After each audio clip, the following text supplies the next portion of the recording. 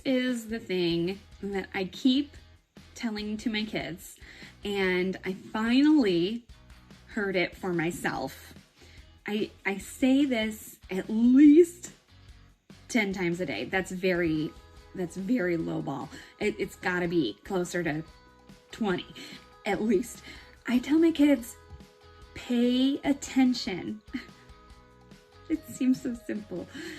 And, you know, I'm usually saying it while someone is maybe walking down the stairs backwards or trying to carry on a conversation while holding a stuffed animal and a tablet simultaneously and do all the things.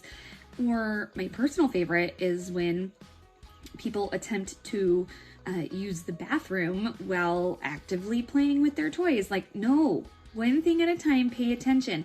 My kids are 5 and 7, friends, which means they are masters of divided attention and chaos. And I am like their full-time narrator of reality, right? So in the background, if we were a reality TV show, all you would hear is like face forward, one thing at a time, pay attention to what you're doing.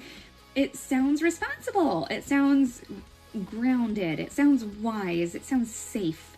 But it's also really, really ironic because while I have been coaching them on how to exist safely in their bodies and their world, I have been kind of quietly ignoring my own. So usually if folks ask me how I'm doing, I can almost always honestly respond with like an I'm good and a genuine smile. I buy the books, I get enough sleep. I sleep 6 to 8 hours each night. In fact, climbing into bed is my absolute favorite part of the day. No offense to literally everyone I love and care about. It's just that release. Ugh, I love it. It feels so good. I exercise. I eat decent. I function. But by most standards, I'm doing everything right-ish. But here's what I wasn't paying attention to is the fact that I actually wake up multiple times a night. I have this like mental gymnastics routine that my brain performs every morning between 2 and 3 a.m. I have this inability to actually just power down at the end of the day. And there is just this kind of subtle but constant tension in my body. And so while I've been checking the sleep box, I haven't been asking whether or not I was actually recovering during that time. So then came this moment where I kind of realized, oh snap, I need to start taking some of my own advice. And it started with a scan. I used the 3D body scanner in the studio and then proceeded to do what I've done for so many clients. I opened the report and I reviewed the data.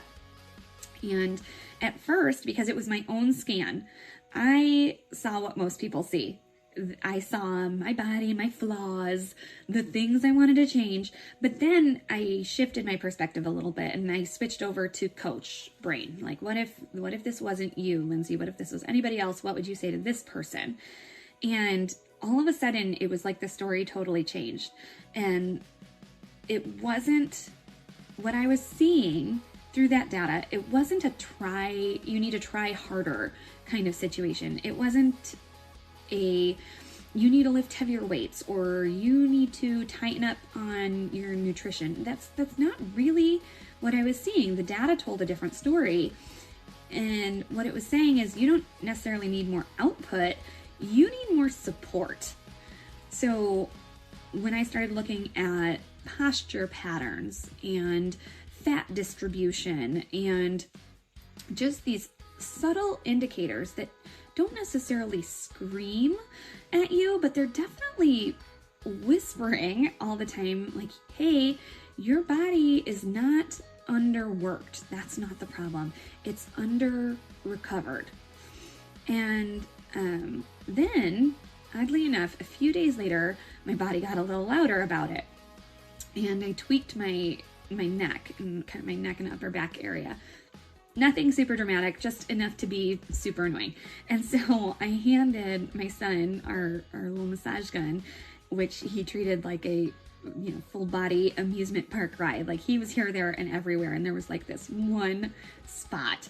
And so I was like, okay, your turn's over. I handed it to my daughter, and she sort of just like hovered near the problem. Like she didn't want to hurt me or like offend the area.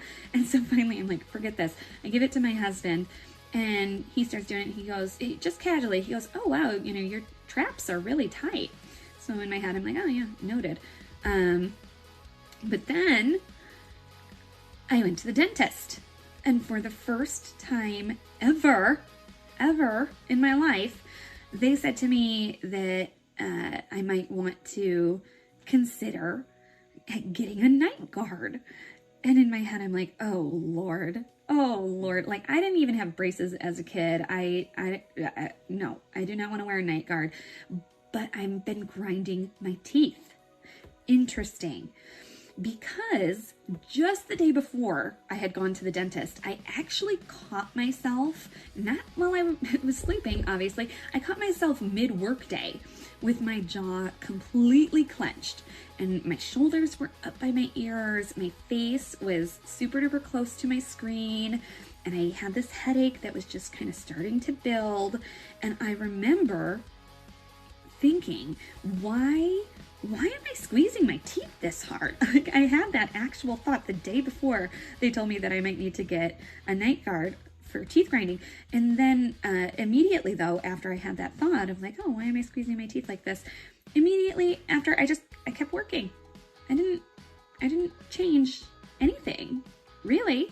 And so now the pattern's becoming a little more obvious. And out of curiosity, I asked my bestie ChatGPT about teeth grinding because I was curious, because it had never come up in conversation for me before. I'm like, what causes people to do this? What are the most common demographics? Because I'm a weirdo and I like that kind of information, that detail. I'm like, who are the people that deal with this the most? What are the patterns in society? And the response that I got from the interwebs and the robots, it felt very familiar. Okay, so things like chronic stress, high functioning types, people who are very mentally active, or driven adults, people who are always thinking, always doing, just kind of always on. I'm like, oh, awesome. So cool. So me, right? And here's what really hit me is that I've been telling my kids to pay attention so that they don't fall down the stairs, right? Meanwhile, I have been metaphorically walking backward through my own life, just juggling all sorts of stuff, all sorts of responsibilities and ideas and expectations and creativity and work, and wondering like a dum-dum why my body feels like it's bracing for impact all the time. Paying attention is not just about focus. It is also about awareness. It is about noticing the tension before it becomes pain, or noticing the stress before it becomes symptoms of something else, noticing the fatigue before it becomes full-blown burnout, because your body is always talking, not always loudly, but it is telling you the hard truth. And here's the deal. Nothing changes if nothing changes, right? I can keep working hard. I can keep checking all those boxes. I can keep being, quote unquote fine.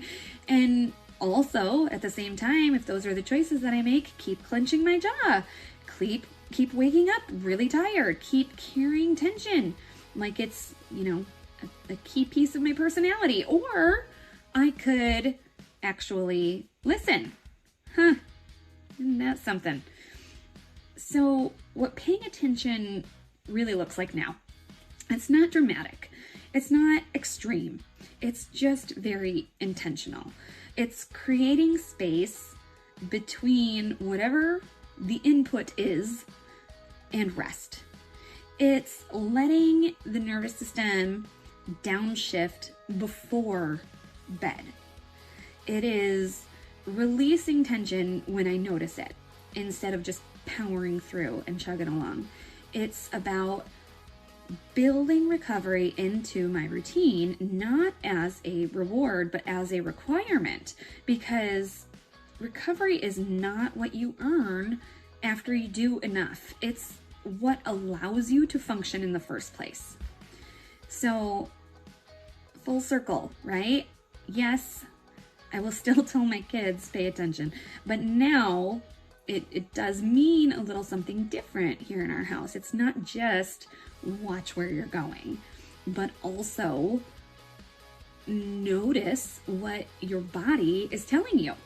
Because I'm sorry, but whether you're 5 or 7 or fully grown like myself, the skill isn't just focusing on the task in front of you. It is recognizing when your body is asking you to slow down and actually listening. So if you've been fine lately, maybe this is your sign to pay attention to.